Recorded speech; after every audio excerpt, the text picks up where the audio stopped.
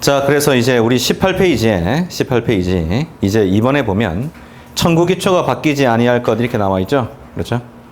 자, 그래서 이게 청구기초 동일성 이렇게 나와 있는 것이고, 그러면 이때 이게 관련성 요건이라고 제가 아까 말씀을 드렸잖아요. 관련성 요건. 그러면 A하고 B 청구 간에 청구의 관련성 이게 있다는 게 어떻게 되느냐가 문제가 되겠죠. 그렇죠? 그래서 A하고 B 간의 청구가 경제적 이익이 동일해야 된다. 그걸 이익설이라 그러고, 사실관계가 동일해야 된다. 그걸 사실설이라고 하거든요. 그 다음 이익과 사실이 같이 공통적이어야 된다. 그걸 병용설이라 그래요. 병용설, 절충설, 이익 사실 합친 거. 그렇죠? 그 다음 병용설 안에서도 또 여러 가지 견해들이 있는데, 우리 바로 밑에 판례를 보면 뭐 이익설도 있으나 사실자료 동일설에 가까운 예도 발견된다고 막 적어놨죠. 맞죠? 근데 이게 중요한 게 아니고, 한 장 넘겨보면 양가로 5번으로 청구기초 동일성의 유형화라고 나와 있죠. 이게 중요해요. 그래서 이게 유명한 머리 글자가 원목 변형 해결하는 게 있거든요. 원목 변형 해결하는 게 있는데, 방가로 1번에 보면 청구의 원인은 동일한데 원이죠.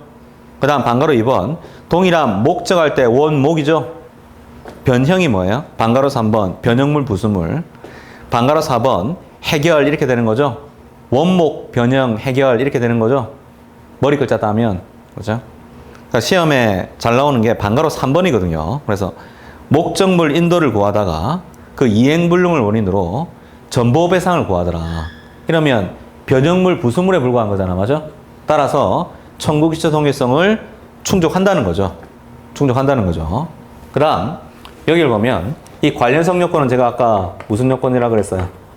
사익적 요건이라고 그랬죠. 그래서 151조 이권의 포기상실 이게 적용이 된다고. 그래서 그 부분이 양가로 6번으로 사익적 요건 이렇게 나와 있는 거죠. 그렇죠? 자, 그 다음 19페이지 제일 밑에 보면 소송 절차를 현저하게 지연시키지 않을 것 이렇게 되는 거죠. 그와 관련해서 이 세 번째 요건은 제가 아까 공익적 요건이라고 그랬죠.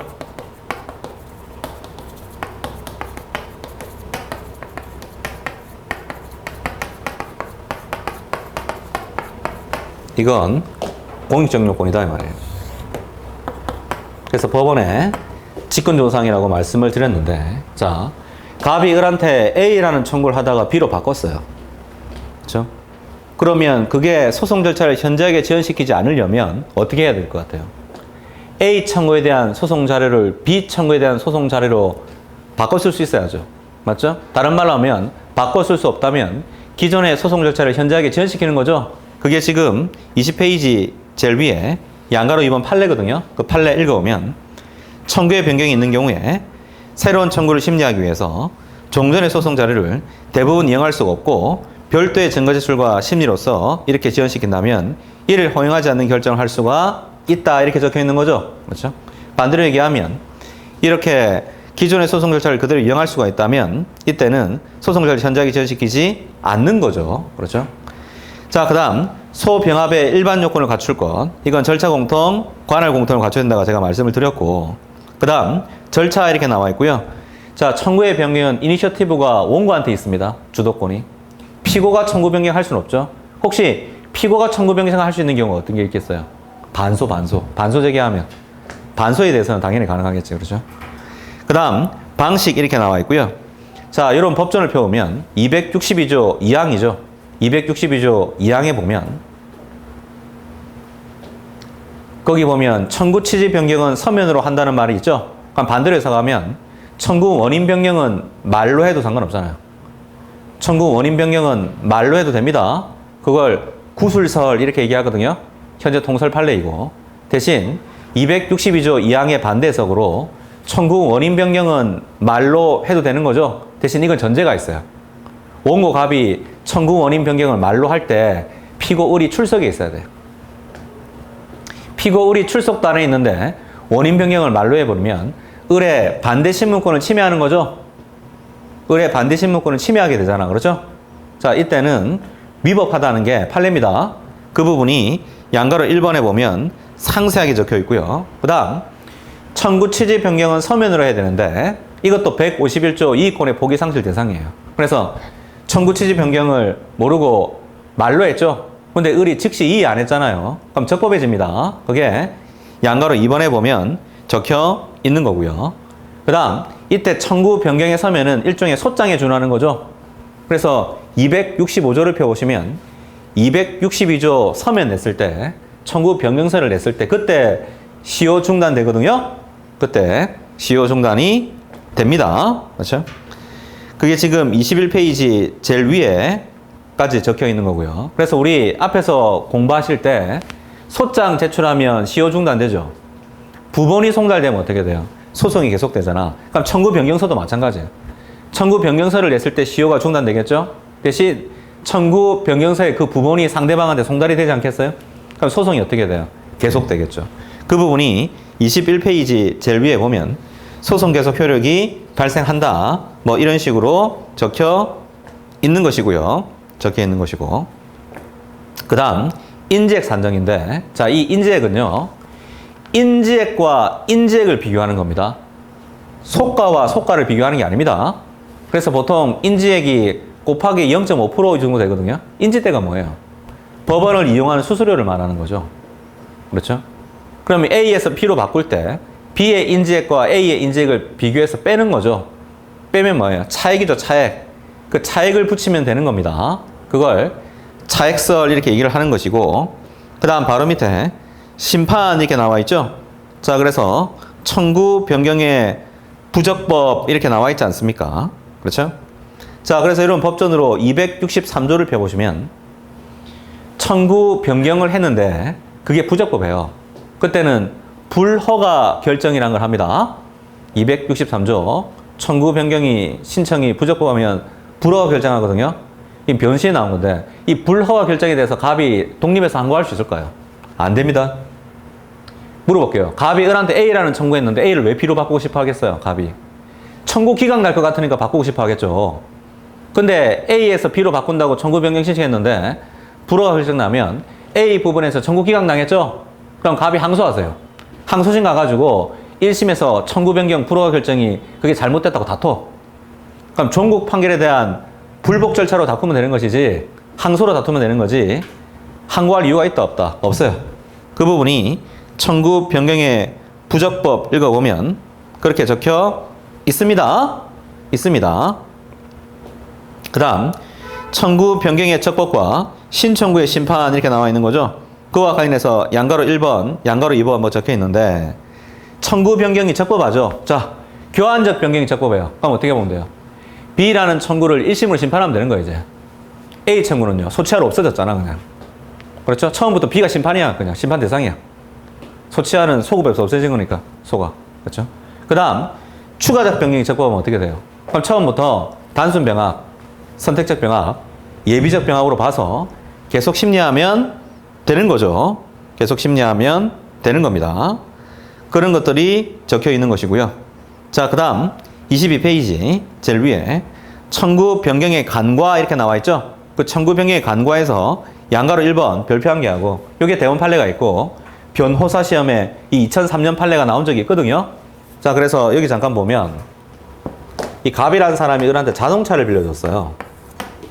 근데 을이 자동차를 반환을 안 하기에 갑이 을한테 자동차 반환 청구한 거죠.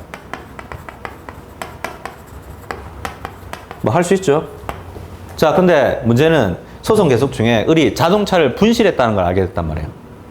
그럼 이때는 갑은 을한테 손해배상, 전부배상 청구해야죠.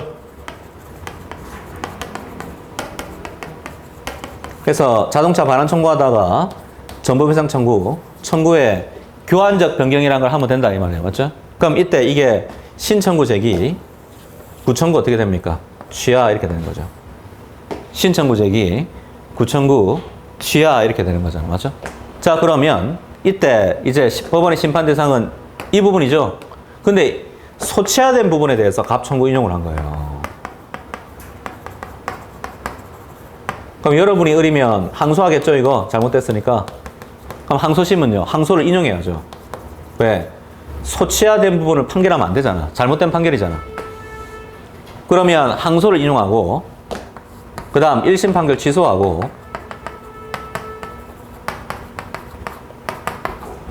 그 다음 이제 취소하고 그 다음 이제 어떻게 하면 될 것 같아요.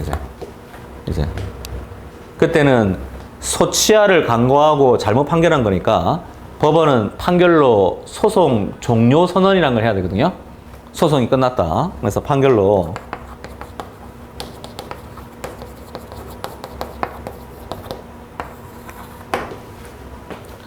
소송 종료 선언이라는 걸 하면 됩니다. 그렇죠? 그럼 물어볼게요. 이건 어떻게 돼, 이거? 밑에 거. 이건 1심에 머물러 있죠.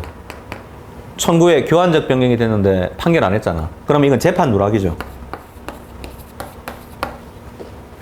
재판 누락이니까 법원의 추가 판결 대상입니다.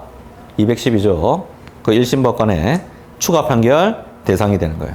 그 다음 각주 16번 내려가 보시면 다만 이에 대해서는 이렇게 적혀 있어요. 각주 16번에 보면 자, 호문역은 A에서 B로 바꿀 때 고유의 소변경설이죠.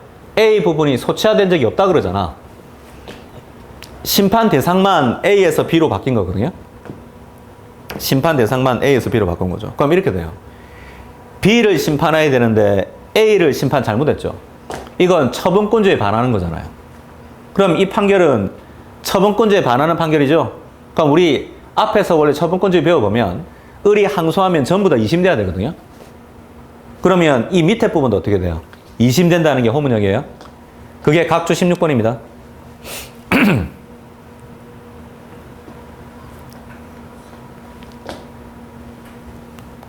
그렇죠?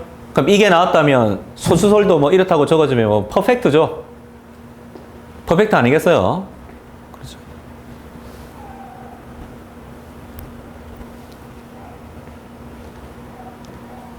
호문역 교수 그렇죠? 원래 우리 민소법은 1세대 아세요? 1세대. 잘 모르시죠? 잘 모르겠죠? 맞죠? 그래서 원래 우리 민소법은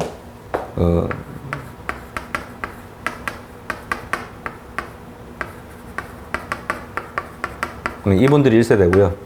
이영섭, 방순원, 전 대법원장, 전 대법관 이분들이 1세대인데 이분들 책 본 적도 없겠죠? 맞죠?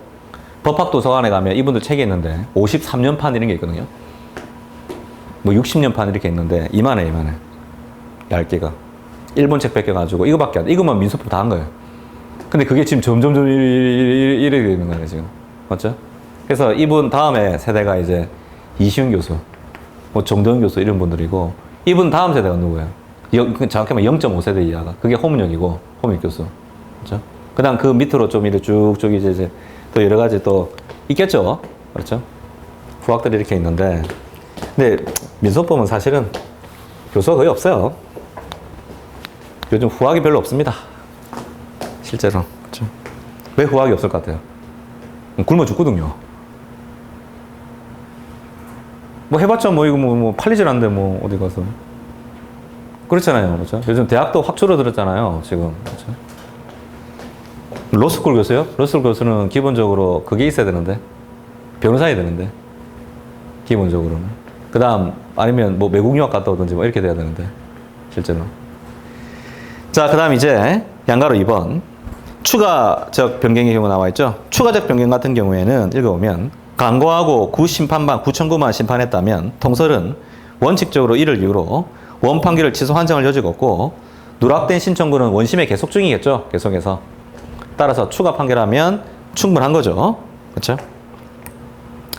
자, 그 다음 이제 바로 밑에 중간 확인에서 나와 있고요.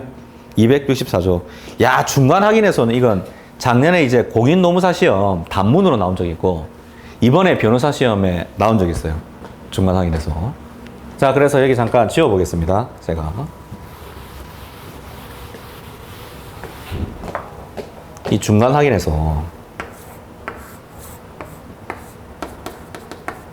갑에서 을 이름으로 이전 등기가 되어 있는데 갑은 이 등기 원인이 원인 무효라고 생각해요. 원인 무효면 갑의 입장에서 을한테 내가 소유권자다. 그래서 소유권 이전 등기 말소를 구할 수 있죠.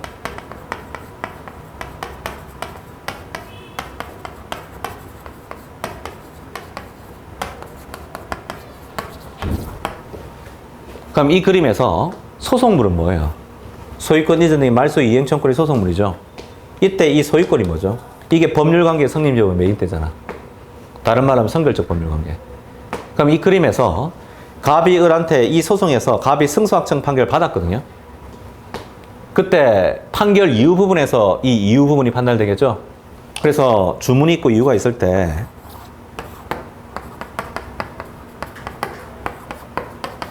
이게 이거죠. 이게 이거거든. 그럼 216조 1항의 반대 해석이죠. 주문에만 기판력이 생겨요. 이유 부분에 기판력이 생기지 않거든요. 그러면 갑이 을한테 이 부분 아무리 승소해봤자 후소로 을이 갑한테 을 소유권 확인 청구하면 막을 수가 없잖아. 따라서 갑은 소송 계속 중에 갑 소유권 확인 청구하면 되겠죠. 소송 계속 중에 갑 소유권 확인 청구하면 되겠죠. 그럼 소송물이 한 개였다가 두 개가 되거든요. 청구권 두 개 아닙니까? 그렇죠? 그래서 후발적 병합이죠. 이걸 뭐라 그래요? 중간 확인해소라고 한다. 중간 확인해소. 그 다음 이때 을의 입장에서 도 을 소유권 확인 청구할 수가 있거든요. 왜냐하면 264조 1항에 보면 당사자라고 적혀 있잖아. 264조 1항에 보면 당사자라고 적혀 있죠? 원고든 피고든 다 할 수 있습니다. 원고든 피고든 다 가능하다고요. 그렇죠? 자, 그 다음 이제 한 장 넘겨보면 23페이지가 나와 있고요. 자, 나중에 원래 기판력이라는 걸 배워보면 기판력, 판결 이유 부분에는 기판력이 발생하지 않지만 일본에서는 이 판결 이유 부분에 쟁점요라는 걸 인정을 해주자는 논의가 있거든요. 근데 그 쟁점요 이론은 우리나라에서 인정하기가 힘들죠. 왜 그래요? 264조 조문 때문에요. 우리나라에서는 중간 확인해소라는 제도가 따로 있기 때문에 이 부분 기판력 발생하게 하는 제도가 있거든. 그럼 중간 확인해소 제기하면 되지. 굳이 저 부분에 쟁점요 저런 거 인정할 필요 없잖아요. 그래서 그 부분이 23페이지에 로마자 1번 거기 바로 밑에 취지 부분의 양가로 2번 따라서 이 제도가 있으므로 판결 유증의 판단에 대한 쟁점요 이론 우리나라에 인정할 필요성이 적다고 적혀 있죠. 자, 그 다음 바로 밑에 특징이 나와 있고요. 사실은요 264조는 이 없어도 되는 조문이거든요. 무슨 말이냐면 갑이 갑 소유권 확인 청구했죠. 그럼 그건 일종의 추가적 변경이에요. 원고가 했다면. 그렇죠? 그럼 여기 보시면 을이 했죠. 을이. 그럼 이건 일종의 중간 확인의 반소거든. 반소. 피고가 원고대 제기하는 반소잖아. 그럼 사실은 이 조문이 없어도 262조나 269조를 활용해서 제기를 하면 되는 거잖아요. 근데 우리 특별히 입법자가 법률관계의 성립 여부의 메인 때, 다른 말로 하면 선결적 법률관계일 때 있죠? 이 부분에 대해서 뭘 해놓은 거예요? 지금 입법을 해놓은 거죠. 그러면 사실은 선결적 법률관계라는 걸 충족한다면 청구의 변경, 청구기초 동일성은 당연히 충족하는 겁니다. 그 다음 을의 입장에서 보면 선결적 법률관계라는 걸 충족한다면 본소 또는 방업과의 관련성은 당연히 충족하는 거죠. 당연히 충족하는 거다. 그렇죠? 자, 그래서 그런 것들이 특징 부분에서 양가로 2번에 이 경우 원고가 제기하는 경우는 해가지고 막 적혀 있어요. 그렇죠? 읽어보시면.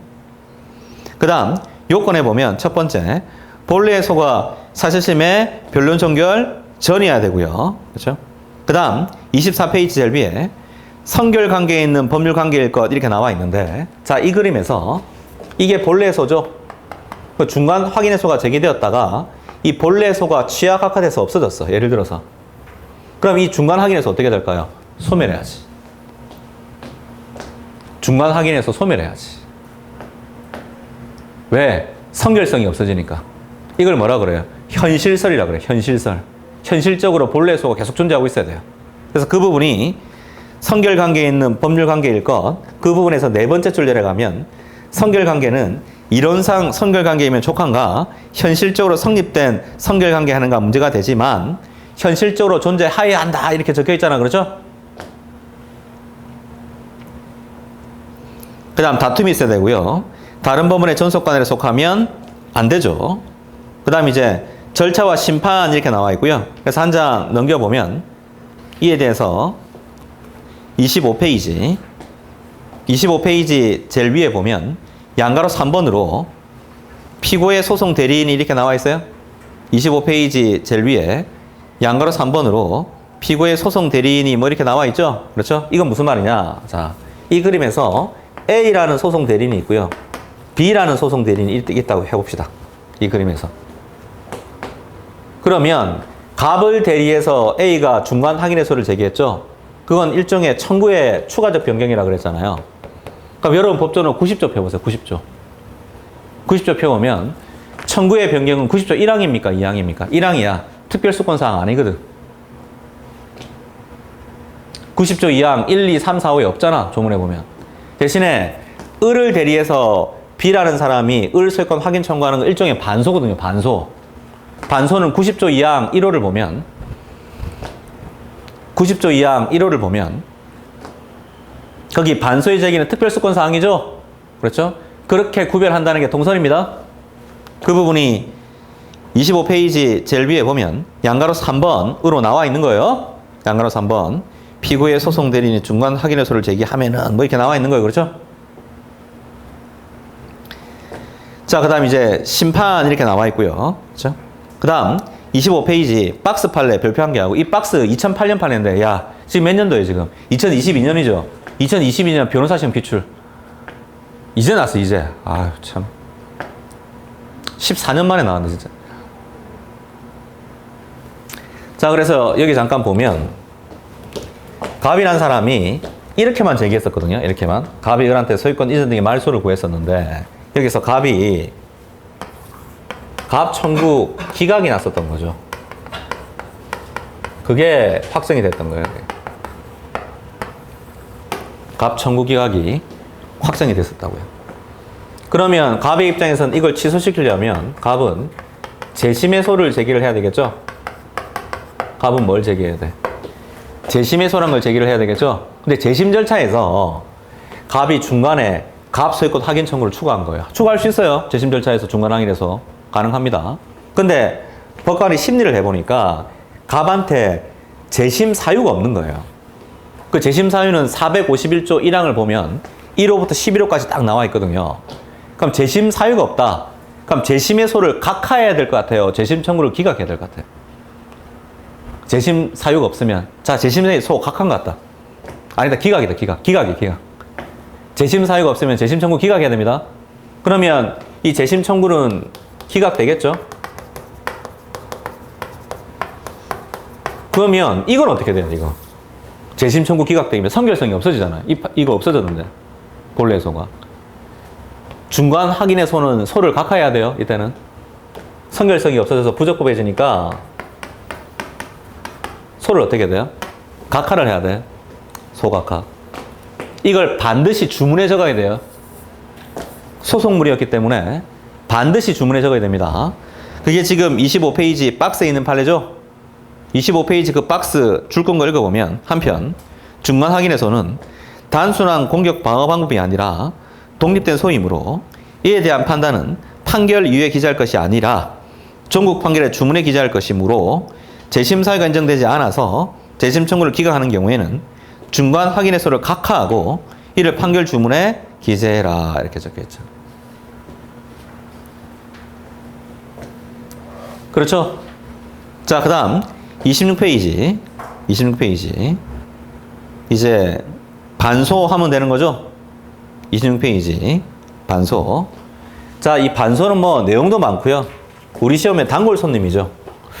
왜 2차 시험에 반소가 많이 나올까요? 이유가 뭡니까? 쌍무 계약이 많아요? 편무 계약이 많아요? 압도적으로 쌍무죠. 그럼 채권자가 채무자한테 이행해서 제기했겠죠. 하지만 그 채권자도 채무자잖아요. 쌍무 계약에서는. 맞죠? 그래서 반소 이렇게 제기를 많이 하는 거죠. 그 영어로 얘기하면 카운터 클레임이죠. 이게 반소합니까? 그렇죠? 독일어로 얘기하면 비더 클라게 이렇게 반소하는 거죠. 형사법으로 가면 뭐가 돼요, 이게? 맞고소죠. 고소하니까 맞고소하는 거죠. 그렇죠? 자, 그래서 그 부분이 26페이지에 서설 이렇게 돼 있는 거고, 그 다음 성질 부분에서 양가로 1번 독립의소 나와 있는데 이 독립의소에서 세 번째 줄열에 가면 다만 돼 있는데 이 다만 이건 순서가 중요한 거예요. 그래서 나중에 저한테 어차피 그 강의 올라가 있지 않나? 그 제가 안기장 특강이라고 있어요. 안기장 강의한 거. 그거 한번 들어보시면 이거 설명할 건데 이거 순서가 중요한데 갑이라는 사람이 채권자죠. 을이 채무자잖아요. 그럼 갑이 을한테 채무 이행 청구 소송했죠. 그러니까 을이 있죠. 갑한테 반대로 반소로 부존재 확인 청구하는 거예요. 이 확인 이익이 없습니다. 할 필요가 없어요. 왜?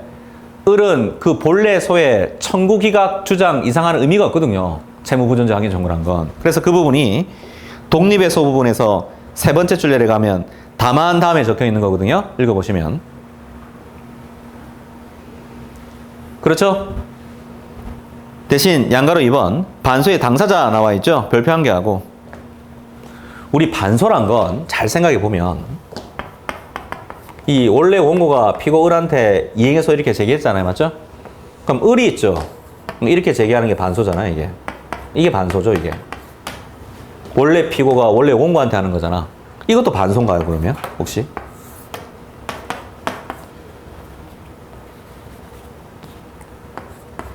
이 반소 돼요, 이거? 안 되는 게 맞겠죠. 근데 이 둘 간의 관계가 조문 펴보시면 68조. 필수적 공동소송인의 추가. 68조. 이걸 충족한다면 허용됩니다. 허용됩니다. 그게 2015년 유명한 판례입니다. 맞죠? 이걸 미국에서는 제3자 반소라 그럽니다. 왜 제3자 반소죠? 병이 제3자잖아, 원래. 본래 당사자가 아니잖아. 그래서 제3자 반소에 대해서 미국은 그냥 넓게 인정하는 편이에요. 근데 우리나라에서 과연 제3자 반소를 인정할 수 있을 것인가 견해 대립이 됐는데 원래 이시훈 교수가 원래는 부정을 해야 되는데 이들 간의 관계가 68조 1항 필수적 공동소송인의 추가 이 요건을 갖출 수가 있다면 그때는 허용이 된다고 본 게 이시훈 교수였는데 2015년 판례가 이 이시훈 교수의 견해를 채택한 거죠. 그래서 이시훈 교과서에 보면 드디어 우리가 추정했던 견해가 대법원에 의해서 채택되었다고 적혀있다 이 말이에요. 읽어보면. 저는 맨날 궁금한 게 그 우리가가 누굽니까 도대체? 뭐 이시훈 학파가 있는가 보다 그러죠. 우리가 맨날 우리는 맨날 이러고 있다고 그러죠. 그래서 있어요? 이시훈 교수님 학파 있어요? 있죠. 이시훈 교수하고 밑에 몇 분 이렇게 책 도와주는 분들이 있어요. 실제로. 자, 그래서 그게 26페이지 제일 밑에 보면 피고가 원고 위에 제3자를 추구해서 반소 피고로 하는 그 반소는 원칙적으로 허용되지 아니하고 다만 피고가 제기하려는 반소가 필수적 공동소송인이 된다면 그때는 민소법 68조 필수적 공동소송인의 추가 요건을 갖추면 허용될 수 있다 이 말이에요. 그렇죠? 예외적 긍정설입니다. 예외적 긍정설. 자, 그 다음 바로 밑에 로마자 2번으로 반소의 모습 이렇게 나와 있는 거죠. 반소의 모습. 자, 단순 반소, 예비적 반소 이렇게 나와 있는데 자, 이제 이거 좀 지워도 되죠? 단순 반소는 쉬워요. 단순히 조건을 하나도 안 걸고 반소를 제기하는 거예요. 그러니까 예비적 반소는 뭐죠? 조건을 거는 건데 이 조건이 두 가지가 있어요. 하나는 갑이라는 사람이 을한테 제기하면 이걸 본소라 그러거든요. 본소. 한자로 적을게요.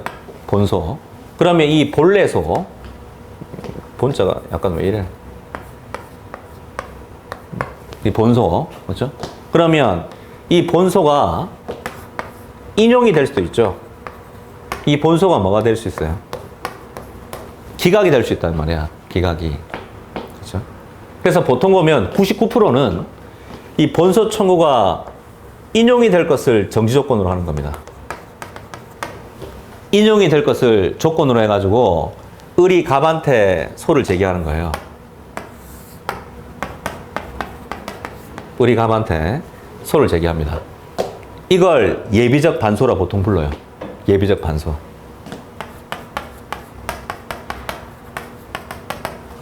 예비적 반소 이렇게 되는 거예요. 예비적 반소. 근데 본소 청구가 기각이 될 것을 조건으로 해가지고 본소 청구가 기각됐을 조건으로 을이 갑한테 반소 제기하는 경우도 하나 딱 있거든요, 사실은.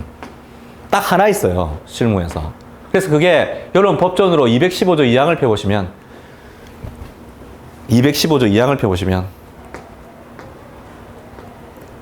그거 읽으면 좀 읽으면 지급한 물건을 돌려줄 것과 이렇게 나와 있죠. 지급한 물건을 돌려줄 것과 이렇게 나와 있잖아요, 맞죠? 그걸 뭐라 그래요? 지금을 반환 신청이라고 하거든요. 그게 뭐냐면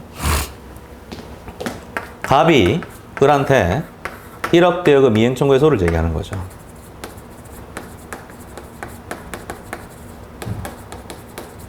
그때 다투다가 갑이 이겼어. 갑 청구 인용이 나왔어. 그럼 을이 항소하겠죠? 퀴즈. 항소하면 확정 판결이에요? 미확정 판결이에요? 미확정 판결이죠. 근데 집행돼요? 안 돼요? 집행되죠? 213조 1항 보면 그게 가집행이죠. 그게 가집행이라고. 이 가짜가 임시가짜입니다. 법에서 가짜를 쓰면. 가짜란 말이 아니죠? 맞죠? 그러면 가압류 가처분은 뭘까요? 그냥 한자 그대로 표기하면. 임시압류 임시처분이죠, 뭐. 맞죠? 그 다음, 이때 집행이란, 이건 상식인데, 갑이 을한테 승소 확정 판결 받아야지 집행할 수 있는 거잖아요, 논리적으로. 근데 을이 항소하면 확정이 안 되죠? 확정이 안 되는데 집행이 가능한 게 뭐예요? 그게 가집행이라니까? 그렇죠? 그게 213조 1항에 보면 재산권에 관한 청구라고 나와 있는 거예요. 맞죠? 그러면요, 이 재산권에 관한 청구는요, 원상 회복이 요구해야 돼요. 왜? 그게 213조 1항에 보면 상당한 이유입니다. 왜 원상 회복이 용해야 되자고요? 그럼 여기 보세요. 가집행을 했어. 그럼 1억 원이 여기로 갔죠? 을의 1억 원이. 맞죠? 근데 을의 항소가 인용됐어요. 1심 판결이 취소됐다고요. 갑 청구 기각됐죠? 그러면 갑은 가집행 근거가 사라졌잖아요. 그럼 갑은 1억 원을 뭐 하고 있는 거예요? 부당이득 하고 있는 거죠? 그럼 을이 다시 갑한테 돌려달라고 해야죠? 그게 215조 2항이라니까요. 그걸 실무에서는 가지급물 반환 신청이라고 한다. 가지급물 반환 신청. 그럼 이건 일종의 예비적 반소죠. 왜 예비적 반소죠? 을이 항소에서 인용할 것을 조건으로. 다른 말로 하면 을의 항소가 인용된다는 건 이 본소 청구가 기각되는 거죠. 이게 인용해서 뭐로 바뀌어야 돼요, 이게? 기각으로 바뀌어야 되는 거죠. 그러면 그걸 조건으로 달아가지고 을이 갑한테 1억 원을 저한테 돌려주세요 하는 게 우리 민소법 215조 2항이잖아요. 맞죠? 이거 빼고는 전부 다 본소가 인용이 조건이에요. 그래서 예비적 반소는요, 정의가 두 가지. 자, 이시훈 책에 보면 본소 청구가 기각 또는 인용 또는 기각될 것을 조건으로 해서 반소를 제기하는 형태이다 이렇게 적기도 하고, 본소 청구가 인용이 될 것을 조건으로 반소를 제기하는 경우다 이렇게 적기도 해요. 왜냐하면 본소 청구 기각은 하나밖에 없거든. 무시해도 된다 이 말이에요. 그렇죠? 어떻게 적으실래요? 알아서 적으세요. 근데 저건 지금 양가로 이번에 보면 인용 또는 기각이라고 적어놨잖아요. 인용되거나 인용되지 아니할 경우, 다른 말로 하면 기각이라고 적어놓은 거 아닙니까? 그렇죠? 근데 사실 기각되는 경우는 하나밖에 없기 때문에, 그렇죠? 이게 예비적 반소. 그 다음, 이건 하나밖에 없으니까 최근에는 김홍엽 판사죠? 혹시 김홍엽이라고 들어보셨어요? 원래 교과서에서 제일 많이 팔리는 게 뭐예요? 누구 거 제일 많이 팔릴 것 같아? 강사 빼고. 이시훈이겠지, 원래는. 이시훈 책 옛날에 2만 권씩 나갔어요, 1년에. 그거 3만 권씩. 지금은 사법시험 없어지고, 우리 변리사도 아무도 안 보죠? 변리사도 강사책 보잖아요. 그러다 뭐 죽어버려서 그렇지. 근데 지금 이시훈 교수의 필자가 더 많이 팔걸, 아마? 그 김용욱 판사 책인데. 요즘 로스쿨에서 많이 보거든요? 김용욱 교수님. 김용욱 교수님은 그래서, 여기 있죠, 여기, 이거.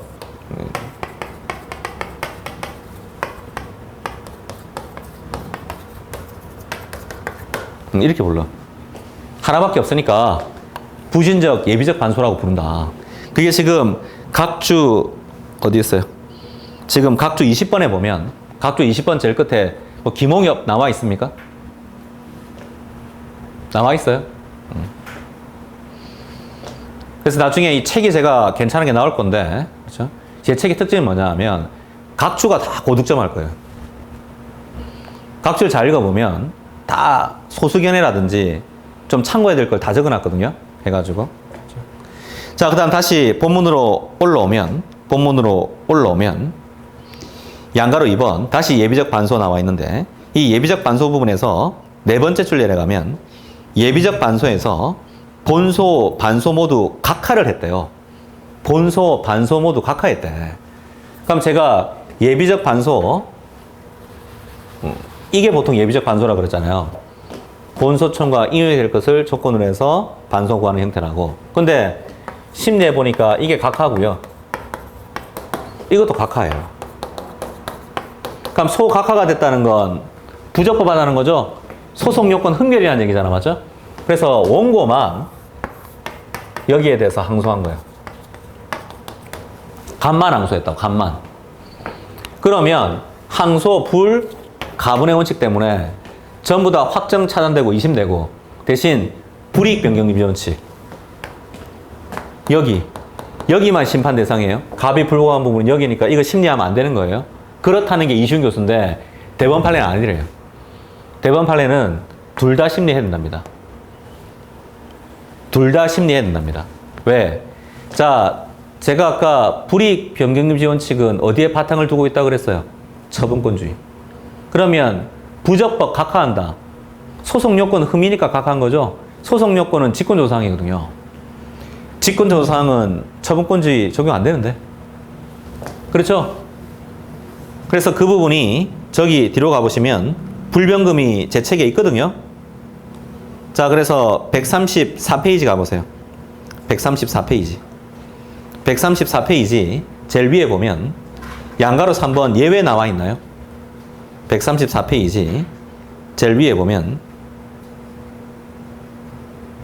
양가로 3번 예외 나와 있죠? 예외 부분에서 반가로 1번 직권조사항은 불변금 예외거든요. 그럼 이때는 불이익 변경 원칙이라는 거 적용하면 안 돼요. 안 돼요, 이거는. 다 심판 대상이야, 그냥. 자, 그래서 그 부분이 27페이지 가보시면 27페이지 거기 양가로 2번 예비적 반소에서 네 번째 줄 내려가면 예비적 반소에서 본소, 반소 모두 각한 경우에 피고는 항소하지 아니하고 원고만이 항소했다고 해도 반소 청구도 심판 대상이 된다고 적혀있죠? 맞죠? 그 다음 각주 21번에 보면 불변금이란 걸 적용해서 이 밑에 거는 심판하면 안 된다고 보는 게 있죠. 누구예요? 이시훈. 각주 21번에 이시훈 적혀있잖아.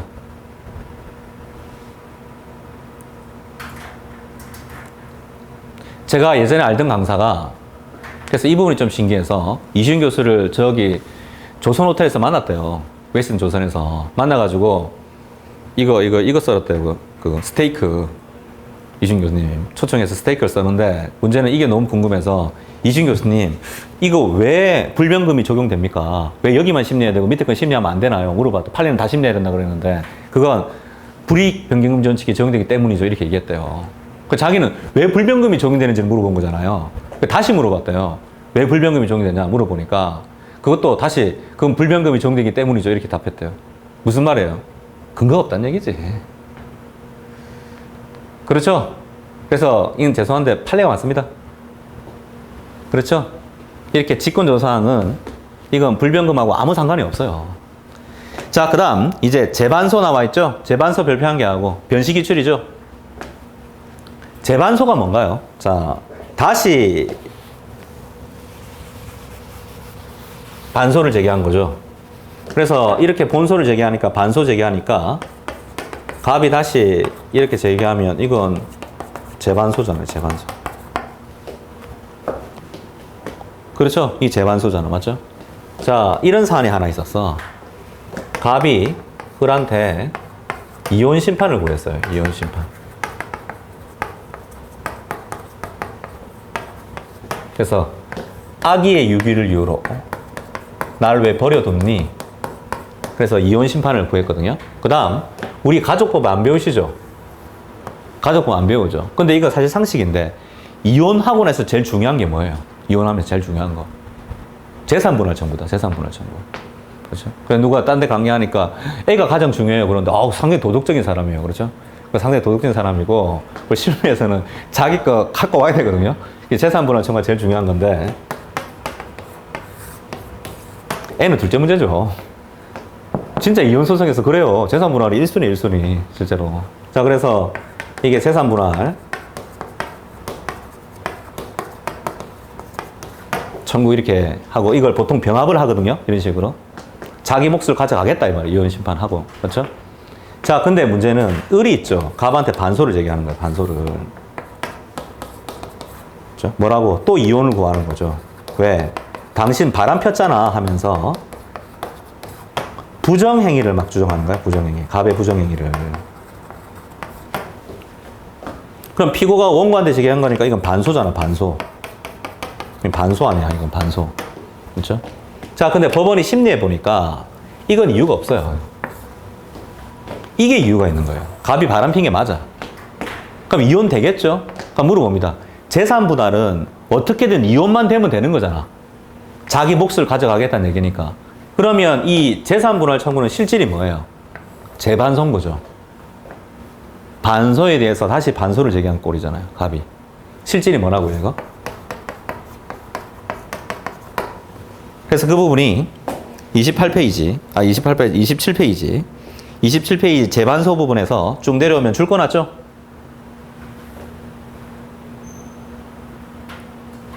재반소 부분 읽어보면 줄 거 났잖아, 그렇죠?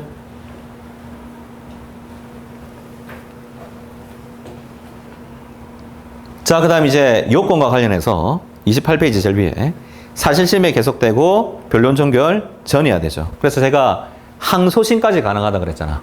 상고심은요, 하나만 제외하면 안 된다. 그 하나가 아까 뭔데요? 가지금을 반환 신청. 그것도 상고심 가능한 예입니다. 그 부분이 양가로 1번, 그 부분에서 세 번째 줄절에 가면 다만 피고가 가지금을 반환 신청 뭐 이렇게 나와 있죠? 그렇죠? 그 다음 양가로 2번.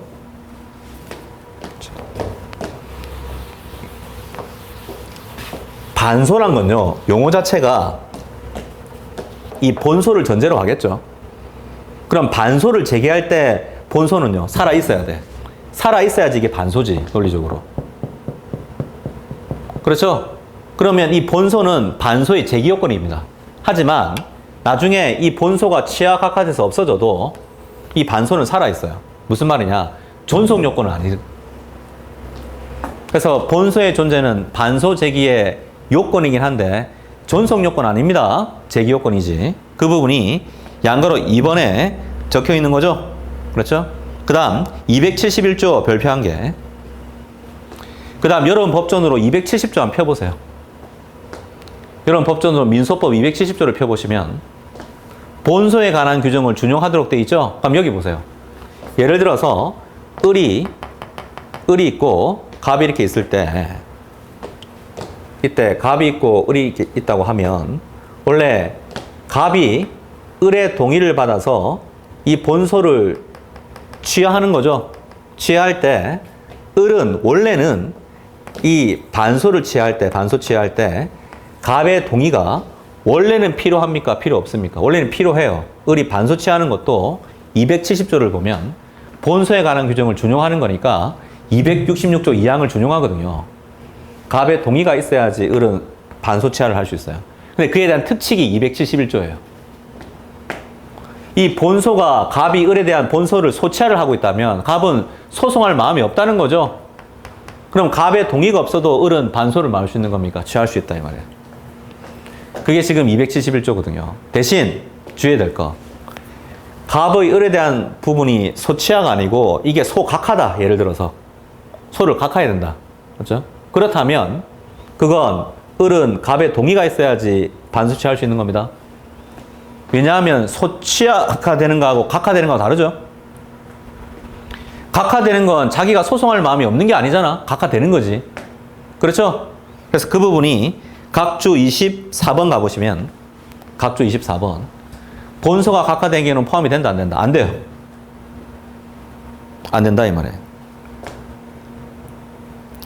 그 다음 양가로 3번에서 항소심에서의 반소제기 나와 있죠? 412조인데 412조도 별표한 게 하고 이것도 시험 잘 나오잖아. 항소심에서의 반소제기. 그래서 아까 지워서 그런데 이 반소는 아까 제가 269조 412조 이렇게 했었잖아요. 이거. 그렇죠? 412조. 자, 갑이란 사람이 을한테 본소를 제기했거든요. 근데 1심 끝났어요. 그 다음에 이제 항소심 왔어요. 항소심 와가지고 갑이 을한테 이렇게 본소 제기하고 있는데 을이 이제 비로소 갑한테 반소를 제기하는 거예요.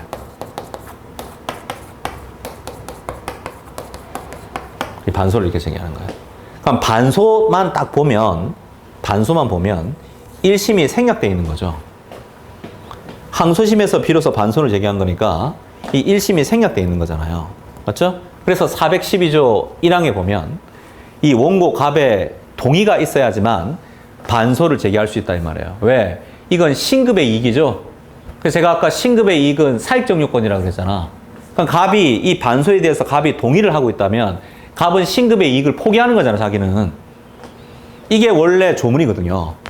그게 지금 412조 2항인데 그러면 이 조문 취지가 갑의 동의를 요구하고 있는 게 신급의 이익 때문이라면 갑의 동의가 없어도 신급의 이익을 해할 우려가 없다면 갑의 동의가 없어도 을의 갑에 대한 반소가 신급의 이익을 해할 우려가 없다면 갑의 동의는 필요 없는 거죠. 그게 지금 입법돼 있어요. 412조 1항에 2002년도에 신급의 이익을 해할 우려가 없는 경우라고 나와 있잖아요. 조문에 보면. 근데 우리는 지금 2차 시험을 치는 거니까 신급의 이익을 해할 우려가 없는 경우 총 4가지 그 예를 알고 있어요. 예. 어떤 예가 있는지. 근데 그게 또 유명한 머리 글자가 있어요. 두 문자가. 그게 이렇게 얘기하거든요.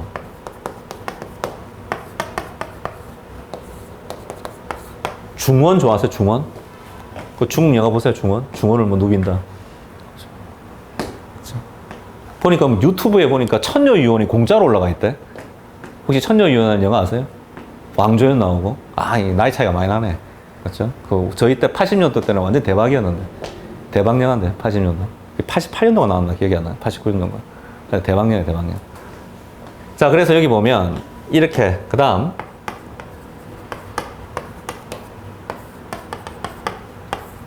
확인 변비 이렇게 얘기하는데 이게 뭐냐면 중간 확인의 반소예요. 중간 확인의 반소. 그 다음 원인이죠. 원인. 본소와 청구 원인을 같이 하는 반소예요. 같이 하는 반소. 그 다음 1심에서 충분히 심리된 쟁점이죠. 쟁점. 그다음 항변이죠. 항변과 관련된 반소. 그 다음 예비적 반소죠. 예비적 반소. 이 총 4가지는 신급의 이익을 할 우려가 있다 없다? 없다고 얘기한다 이 말이에요. 없다. 그래서 그 부분이 지금 28페이지에 동그라미 2번 28페이지 제일 밑에 보면 동그라미 2번 상대방 신급의 이익을 할 우려가 없는 경우는 뭐 이렇게 나와 있어요. 총 4가지가 나와 있는데 우리 시험에 예전에 나왔던 게 뭐냐 하면 우리 민법 실력 좀 볼까요? 민법. 자, 그래서 갑이 토지가 이렇게 있거든요. 근데 갑이 또 건물이 이렇게 있어요. 근데 이 대지에다가 A를 위해서 저당권이 설정이 된 거예요. 그래서 저당권 설정 당시에 대지와 건물의 소유자가 일치하고 있었거든요. 근데 나중에 갑의 이행지체가 있어서 A가 저당권을 실행했죠. 그래서 나중에 경매로 가겠죠. 그래서 경락인 그 매수인이 을이 등장한 거죠. 그럼 을은 이 건물 소유자 갑을 위해서 지상권을 설정한 거로 보죠. 그게 뭐예요? 법정 지상권이죠. 법정 지상권 어디 있어요, 민법에? 혹시 몇 조 있어요? 366조 있거든요. 맞죠? 자, 이건 강제경매입니까? 이건 임의경매입니까? 저당권 실행경매는 임의경매예요, 강제경매예요? 자, 임의경매다 손 들어봐요. 임의경매죠? 맞죠? 자, 그러면 A가 저당권 잡은 게 아니에요. A가 갑한테 돈 빌려줬다고요. 그래서 갑이 이행지체 하니까 A가 대지에 대해서 처음에 가압류한 거죠. 그러니까 가압류 설정 당시에 대지와 건물의 소유자가 일치하고 있는 거죠. 그랬다가 나중에 A가 갑한테 승소확정 판결 받죠. 판결에 의한 경매를 뭐라 그래요? 강제경매. 그래서 나중에 경락인이 을이 등장했어요. 그럼 을은 갑을 위해서 관습법상의 법정지상권 설정으로 보잖아. 그렇죠? 그래서 이때 을이 갑한테 건물 철거 청구 소송한 거예요. 그럼 여러분이 갑이면 뭐라고 항변할래요? 관습법상의 법정지상권에 대해서 항변을 할 거 아닙니까? 그래서 1심에서 충분히 심리가 됐다 이 말이에요. 그 나중에 항소심에 와가지고 비로소 갑이 을한테 반소로 관습법상 법정지상권 설정 등기 이행 청구, 관습법상 법정지상권 설정 등기 이행 청구에 반소를 제기한 거죠. 이건 원래 원고의 동의가 필요 있어요? 없어요? 없어요. 1심에서 충분히 심리됐었잖아요. 그렇죠? 그게 지금 28페이지 제일 밑에 특히 판례는 해서 나와 있는 겁니다. 28페이지 제일 밑에 보면 특히 판례는 해서 나와 있는 겁니다. 읽어보시면. 그렇죠? 자, 그 다음 29페이지 제일 위에 보면 29페이지 제일 위에 보면 동그라미 3번으로 그리고 피고가 본소에 대한 추후 보완 항소를 하면서 뭐 이렇게 나와 있어요. 그렇죠? 자, 이 판례는 또 뭐냐 하면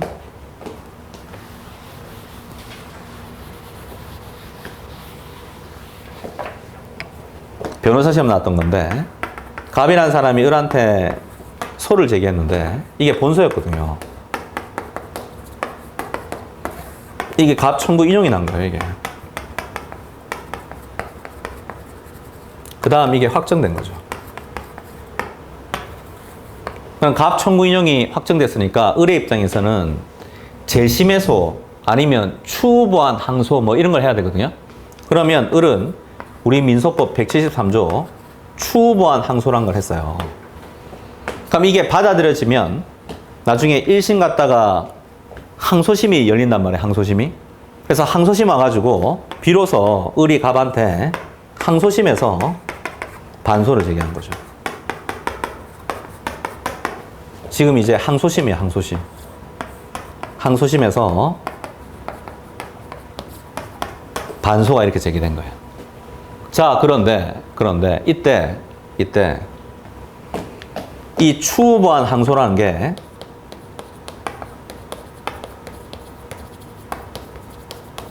추후 보완 사유가 없다고 해서 부적법 하다 각하가 났거든요. 소가 각하됐어요. 항소가. 그러니까 물어봅니다. 왜 반소를 제기할 수 있었어요? 항소심이 열렸으니까 반소를 제기할 수 있었던 거죠. 근데 추후 보완 항소가 부적법 각하되면 항소 원래 안 되는 거잖아요. 맞죠? 그럼 이때 반소도 소멸해야 돼요. 항소심이 열렸으니까 반소할 수 있었잖아. 맞죠? 추후 보완 항소가 부적법 각하되면 항소심이 안 열렸어야 되는 거잖아. 그렇죠? 그러면 반소도 못했던 거죠. 그게 동그라미 3번이에요.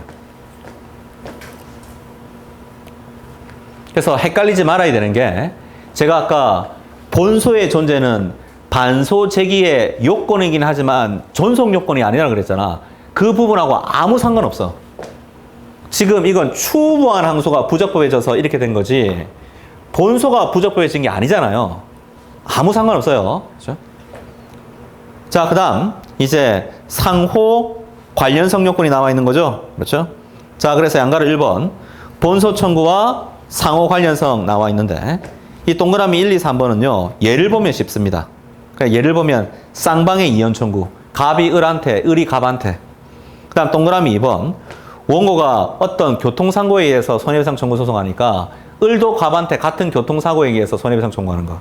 그 다음 동그라미 3번 이건 목적물이 같은 거. 갑이 을한테 A라는 물건에 대해서 소유권 확인 청구하니까 을도 갑한테 똑같은 물건에 대해서 을 소유권 확인 청구하는 거죠. 그렇죠? 자, 그 다음 양가로 2번 본소의 방법과의 상호 관련성 이렇게 나와 있는데 이와 관련해서 동그라미 1번 그 예가 있고요. 그 다음 동그라미 2번 동그라미 2번은 자 방어 방법은 일단 적법해야 돼요. 그 다음 현실적으로 제출돼야 되거든요. 그럼 예를 들어서 그 방어 방법이 부적법할 수 있잖아. 맞죠? 방어 방법이 부적법할 수 있죠. 그 다음 현실적으로 제출되지 아니할 수 있잖아. 그렇죠? 자, 그래서 조그만 걸 읽어보면 소송상 실기한 방어 방법으로 각하가 되었다든지 아니면 상계 금지 채권을 원인으로 한 본소에 대한 항변처럼 법률상 허용되지 않는 항변이죠. 그래서 바탕을 둔 반소는 뭐하다? 부적법하다 이렇게 적혀 있죠. 그렇죠?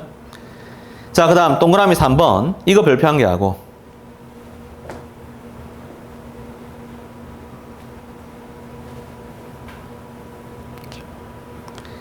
자, 그래서 읽어보면 동그라미 3번 점유 회복의 본소에 대해서 나와 있는데 여러분 민법전 한번 펴보세요. 208조 민법 208조 아세요?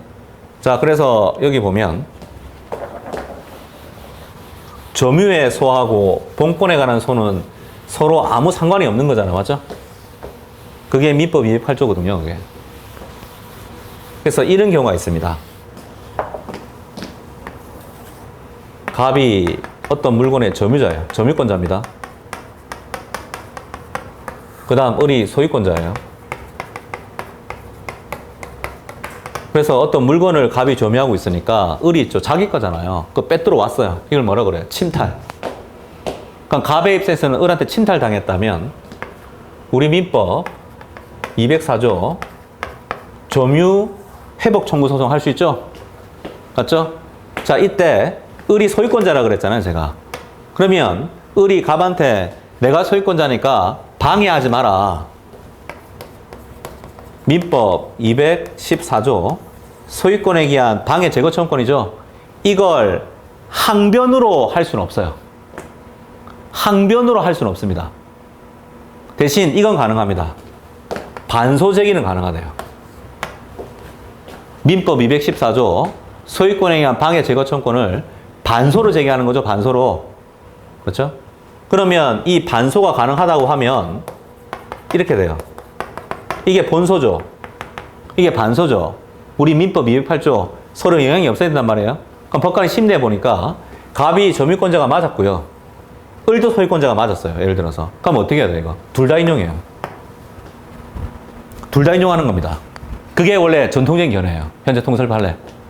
그러면 둘 다 인용했죠? 그러면 이때는 지금 누가 들고 있어요? 소유권자가 갖고 있죠? 그러면 항상 본권은 점유권에 우선하거든요.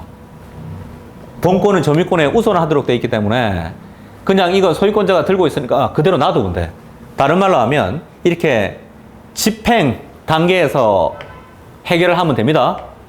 집행 단계에서 해결하면 되는데 이에 대해서 이제 판례가 나왔어요. 무슨 말이냐? 이 사람이 점유권자였고요. 을이 침탈을 해서 뺏어갔단 말이에요.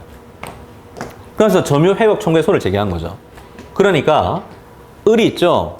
예비적 반소를 제기한 거예요. 예비적 반소. 어떤 예비적 반소? 이 본소가 인용이 될 것을 조건으로 해서 정지조건으로 해가지고 그러면 갑이 점유권자라는 얘기 안 해요. 대신 을은 소유권자니까 을이 갑한테 소유권에 기한 반환 청구. 우리 민법 213조. 그게 소유권에 기한 반환 청구 소송이죠. 이런 예비적 반소를 제기한 거예요. 예비적 반소를. 그럼 이거 어떻게 심리해야 돼요? 심리해 보니까 진짜 갑이 점유권자가 맞았거든요. 그럼 인용이죠, 인용? 그럼 인용을 정지조건으로 했잖아? 그럼 이것도 어떻게 해야 돼요? 을이 소유권자가 맞다면 인용이죠. 자, 퀴즈. 이때 갑은 을한테 집행할 수 있을까요? 갑은 을한테 집행할 수 있을까? 예, 집행됩니다. 집행되는 게 원칙이에요. 그래서 그게 지금 각주 29번 별표한 게 하고 각주 29번 별표한 게 하고 그래서 각주 29번 제일 끝에 가보면 2021년 판례죠. 이 찍어봅니다. 이거 최초 판시입니다. 이 부분에 대해서. 자, 그래서 읽어보면 점유권에 기인한 소와 본권에 기인한 소는 서로 영향을 미치지 아니하고 그 점유권에 기인한 소는 본권에 관한 이유로 재판하지 못하기 때문에 점유 회수의 청구에 대하여 그 점유 침탈자가 점유물에 대한 본권이 있다는 주장으로 점유 회수를 배척할 수가 없죠. 이게 민법 208조죠. 그렇죠? 그 다음 쭉 내려오면 그리하여 이 사건 같이 점유 회수의 본소에 대하여 본권자가 소유권에 기한 인도를 구하는 반소를 제기해서 본소 청구와 예비적 반소 청구가 모두 인용되어 확정되면 점유자가 본소 확정 판결에 의해서 집행물을 부여받아 강제 집행으로 물건의 점유를 회복할 수 있다. 그 다음 쭉 내려오면 다만 굵은 글씨 점유자의 점유 회수의 집행이 무의미한 점유 상태의 변경을 반복하는 것에 불과할 뿐 아무런 실익이 없다거나 본권자로 하여금 점유 회수의 집행을 수행하도록 하는 것이 명백히 정의에 반해서 사회생활상 용인할 수 없다고 인정되는 경우 또는 점유자가 점유권에 기한 본소, 승소 확정 판결을 장기간 강제 집행하지 않음으로써 본권자의 예비적 반소, 승소 확정 판결까지 조건 불성취로 강제 집행에 나아갈 수 없게 되는 데 특별한 사정이 있다면 그때는 본권자는 점유자가 제기해서 승소한 본소 확정 판결에 대한 청구에 관한 이해소하는 걸 제기해서 집행을 막을 수 있다, 막을 수 있다 이 말이에요. 그럼 사실은 이 경우겠네. 이렇게 집행하는 게 원칙인데 이 보세요. 집행했죠 물건이. 그럼 여기로 갔잖아요. 그럼 을이 갑한테 내가 소유권자가 다시 돌려달라고 그러면 똑같잖아요 이거는. 점유 상태만 반복하는 거 아니야 이거. 그렇죠? 자 그래서 한번 찍어보고요. 그 다음 30페이지 제일 위에 양가로 3번 사익정요건. 방금 저하고 했던 본소 또는 방어과의 관련성 이건 사익정요건이에요. 그럼 이럴 수 있습니다. 우리 시험에 2번 나왔지만 을이 갑한테 본소 또는 방어과의 관련성이 전혀 없는 반소를 제기했거든요. 근데 원고 갑이 즉시 일을 안 했어요. 그럼 어떻게 돼요? 적법해 주죠 뭐. 그 다음 본소 절차를 현저하게 지연시키지 않아야 되고요. 그 다음 동정의 절차에 따라야 되고 그 다음 반소가 다른 법원의 전속권에 속하지 않을 것인데 이와 관련해서 269조 2항을 펴보시면 269조 2항을 펴보시면 자 여기 한번 볼까요? 갑이 을한테 1억 대여금 이행 청구의 소를 제기한 거죠.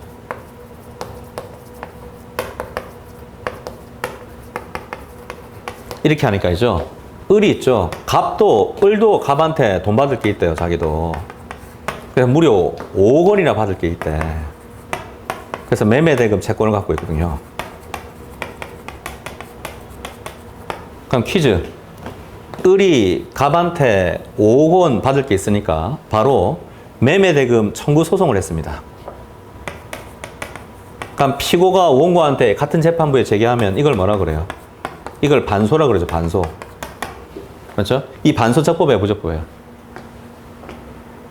이 반소 적법이에요, 부적법이에요? 적법하다 손으로, 적법하다. 부적법하다 손으로, 부적법하다. 부적법하거든요. 왜 부적법하죠? 이게 본소죠. 본소는 뭐죠? 대여 사실이잖아, 대여. 반소는 뭐예요, 지금? 매매죠, 매매. 사람만 갖다 뿐이지 무슨 관련성이 있어요? 아무 관련성이 없는데. 269조 1항 단서죠? 본소 또는 방어법과 관련성이 전혀 없죠? 그럼 제가 이거 적법하게 만들어 볼게요, 이거. 을이 갑한테 어쨌든 채권 갖고 있다는 거잖아요. 맞죠? 이 채권에 기해서 을이 상계항변을 하는 겁니다. 상계항변을 하다가 이 항변에 기해서 반소를 제기하면 방어방어과의 관련성이 있는 거죠. 방어방어과의 관련성이 있는 거잖아. 그럼 적법해져요. 이거 지금 제가 하고 있는 거 이거 변리사 46회 기출이에요, 이거. 변리사 나온 적 있어, 이거. 그럼 이 반수 적법한데 여러분 법전으로 269조 2항을 펴보시면 이게 5억이죠? 이거 1억이죠? 합치면 6억이잖아. 5억 원을 초과하는 거니까 이제 합의부 사건이죠? 그러면 판사가 다 싸잡아 묶어서 합의부로 이송해야 돼요? 아니에요. 269조 2항은 잘 읽어보면 반소 자체가 합의부 사건에 속해야 돼요. 본소하고 합산하는 거 아니야. 그러면 사물관할이 변경되어서 5억까지는 단독 사건이잖아요? 그럼 단독 판사 심리하면 돼요, 그냥. 그렇죠? 문제는 5억 1,000만 원 되면 어떻게 됩니까? 그럼 5억 원을 초과했잖아요. 아, 그러면 이 단독 판사는 여기하고 여기 싸잡아 묶어서 어디로 보내야 돼요? 합의부로 보내야 돼요. 그렇죠? 그게 269조 2항입니다. 본문이에요. 그렇죠? 대신 이때 이 갑이란 사람이 원고가 5억 1,000만 원에 대해서도 본안에 변론하죠. 그러면 269조 2항 단서죠. 변론관할이라는 게 만들어지기 때문에 단독 판사는 계속 심리하면 돼요. 이송할 필요 있다 없다? 없는 거죠. 그 다음 퀴즈. 269조 2항 이 부분 시적 범위는 언제까지일 것 같아요? 1심만 적용돼요. 항소심에서는 적용이 없어. 왜 그러냐면 이게 항소심이죠 지금. 이게 항소심이잖아요. 그럼 항소심 어디 심네요 이거? 지법 항소부. 지방법원 항소부는 합의부거든요. 판사 3명이에요. 맞죠? 근데 항소심에서 이렇게 제기됐다고 반소가. 그럼 고등법원으로 보내는 거야? 아닙니다. 그냥 심리하세요. 지방법원 항소부가 심리하면 되잖아요. 이것도 어렵게 얘기해 볼까요? 한 번 정해진 신급과다는 전속과다니까 이송이 허용되지 않는 거예요. 자, 그래서 그 부분이 지금 31페이지 가보시면 각주 31번에 상세하게 나와 있죠? 31페이지 가보시면 각주 31번에 상세하게 나와 있죠?